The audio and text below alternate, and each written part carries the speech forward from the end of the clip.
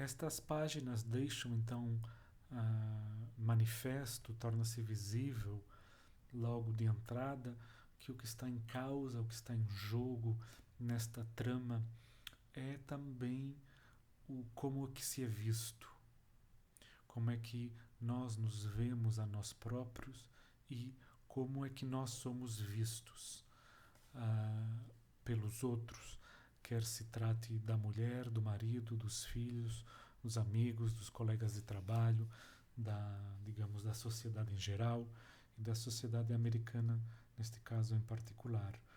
Mas isto pode ser extrapolado para outras sociedades. Do que nós nos orgulhamos ou do que nós nos envergonhamos? Será que nós nos orgulhamos de ir embora? Será que nós nos envergonhamos e que isso é visto pelos outros como uma pura ilusão, um capricho de criança paparicada? Ou será que é visto como uma força de vontade, uma teimosia que é, na verdade, uma força de realização dos projetos das nossas vidas? Então, este romance gira também em torno a essa questão do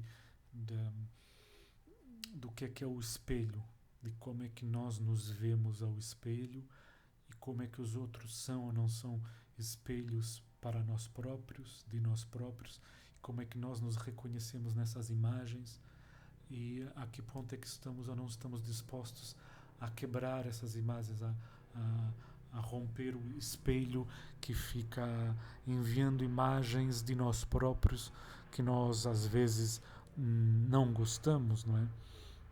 Então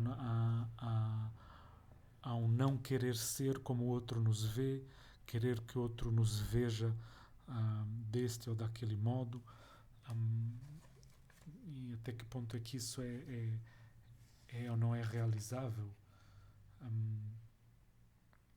de poder ou não poder corresponder ao que os outros esperam de nós, o que nós esperamos de nós próprios.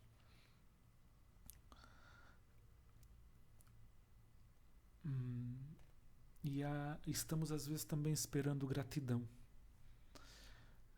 Queremos ser reconhecidos.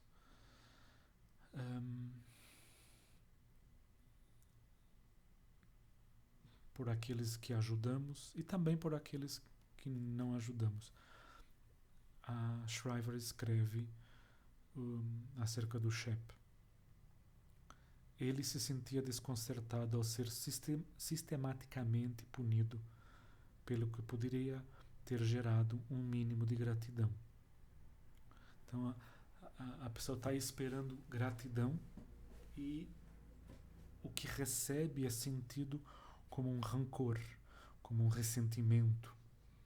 Shep não exigia essa gratidão, escreve Shriver, mas poderia dispensar o rancor, resentment, um sentimento ou uma emoção que se caracteriza por ser desagradável para quem o nutre e para quem o recebe. Então, esse ressentimento, esse rancor que parece que a mulher dele exala por momentos ou muitas vezes, ele gostaria, digamos, de não receber esse rancor, de receber a gratidão. Então parece que há aqui um ter que lidar com a frustração do que não foi realizado. Será que nós temos que agradecer o pão? Ou será que nós só temos que morder a mão estendida que nos dá o pão? É uma pergunta que a Tsvetaeva se faz. Talvez a alma só possa estar agradecida, só possa ser grata à alma. Talvez, não sei, é uma interrogação que a poeta se faz. A alma só poderia estar reconhecida, ser grata à outra alma e não ao pão. E que talvez a melhor coisa a fazer seja morder a mão que nos dá o pão. É uma pergunta que podemos nos fazer com a Marina Tsvetaeva. Vemos que a esposa, a Glenis, está ressentida da sua dependência, que isso é humilhante para ela, que ela queria se realizar como artista e queria ser uma pessoa que trabalha o metal, a metalsmith, uma artesã de metal, uma forjadora celebrada, famosa, e não conseguiu. E que era, digamos, uma nulidade profissional aos olhos dos outros. E ela ressentia-se até dos filhos, né? Vemos que havia o Zek, depois vemos que havia também uma filha, e ressentia-se até dos filhos. Então vemos já aqui também essa temática que é cara a Lionel Shriver, da maternidade não ser também só uma coisa cor-de-rosa e muito linda. E na medida em que os filhos desviaram a atenção dela, a energia dela, e que isso seria uma desculpa para ela não ter criado, para ela não ter vingado como artista, não ter vicejado no meio artístico. Mas podemos ao mesmo tempo encontrar aqui nessas páginas não essa desculpa por não ter conseguido vingar, não ter conseguido avançar, porque os obstáculos eram mais fortes do que nós, mas uma reflexão sobre a necessidade dos obstáculos. Então a gravidez parecia uma desculpa razoável, mas na verdade o marido dá-se conta de qual é o problema da esposa, o chefe dá-se conta de qual é o problema da Glenis, que não é maternidade, e na verdade há aqui uma tematização que é para a nossa vida inteira.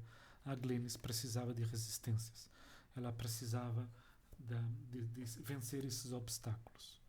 Então, de algum modo, o estar dependente do marido não a ajudou.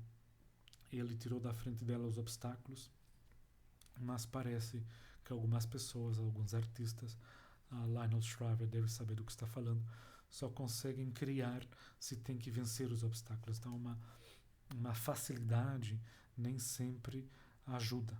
Parece que estarmos em melhores condições de trabalho no sentido artístico, nem sempre isso acarreta melhores resultados, né?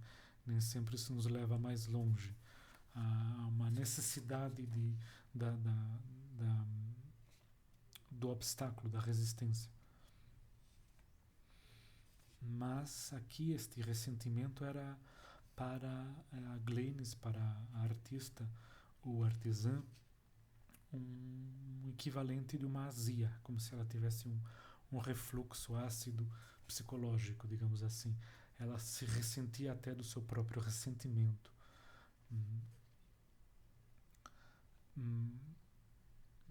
Mas ao mesmo tempo o Shep não está contente do seu papel, digamos assim.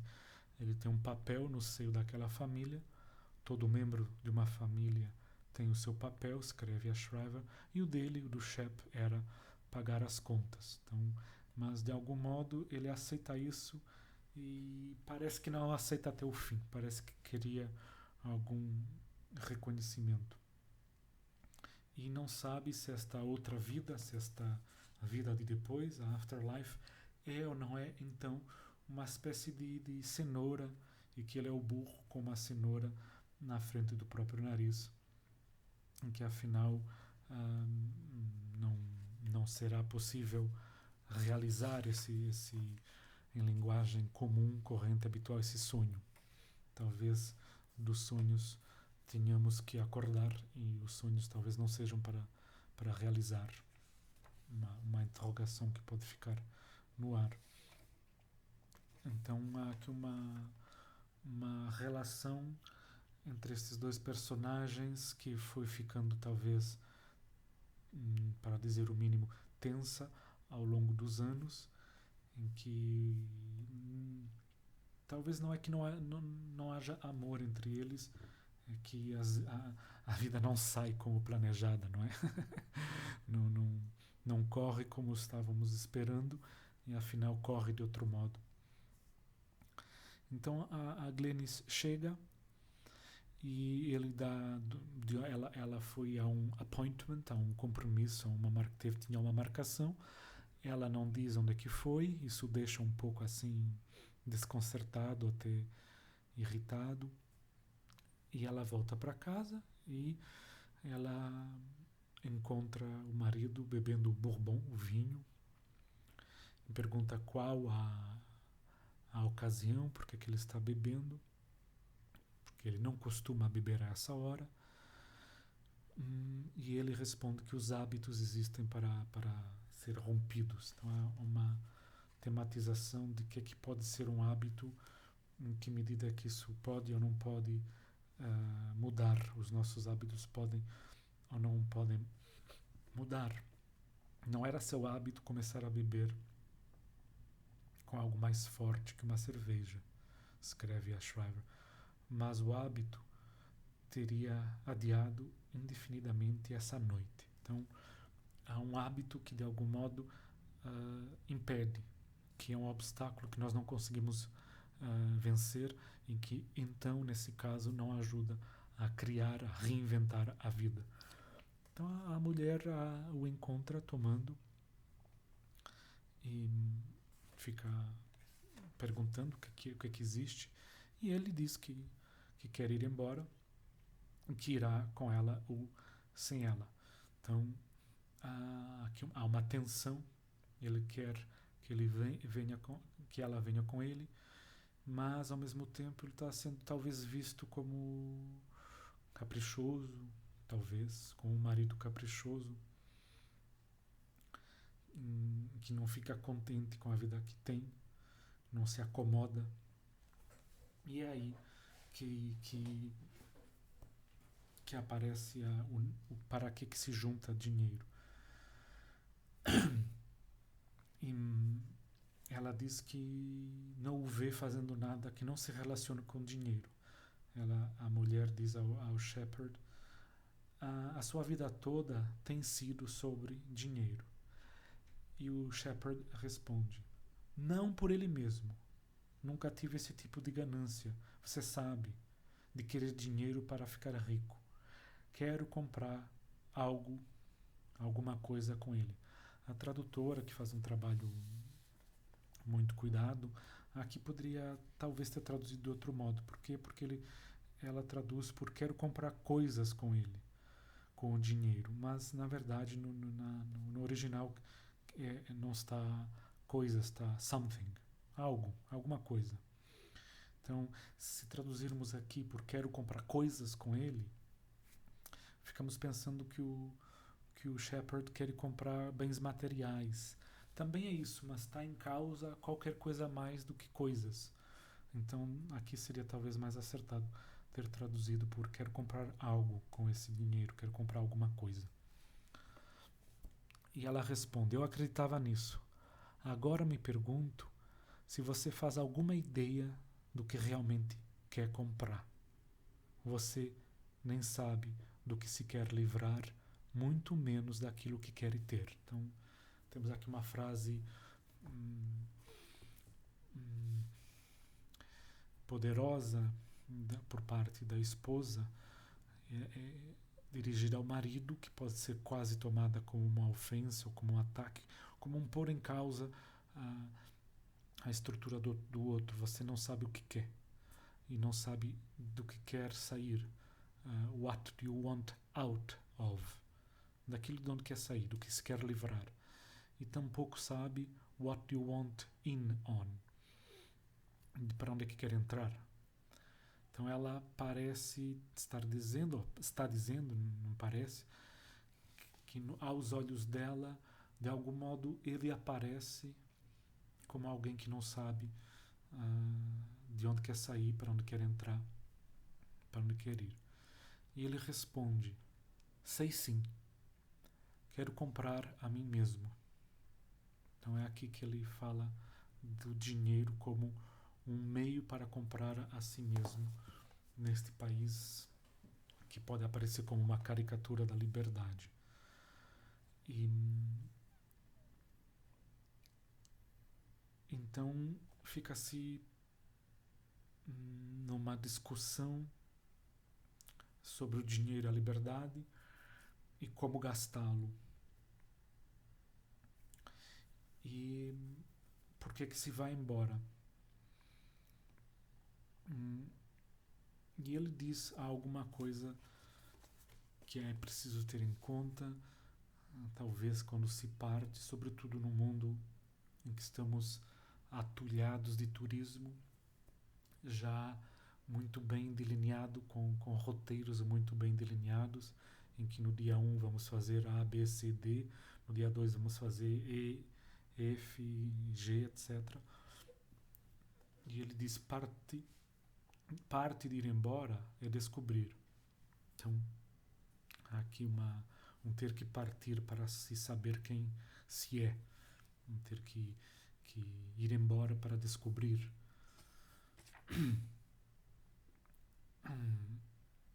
E ela diz, então, mas você vai partir para uma ilha onde nunca esteve? Para que então aquelas viagens de pesquisa? E ela responde, você. Ela não responde, nós vamos partir. Então aí ele entende que ela não vai com ele.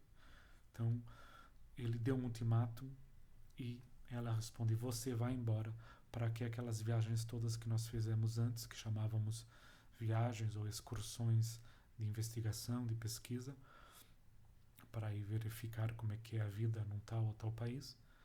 E ela não vai. Ela disse, você vai embora.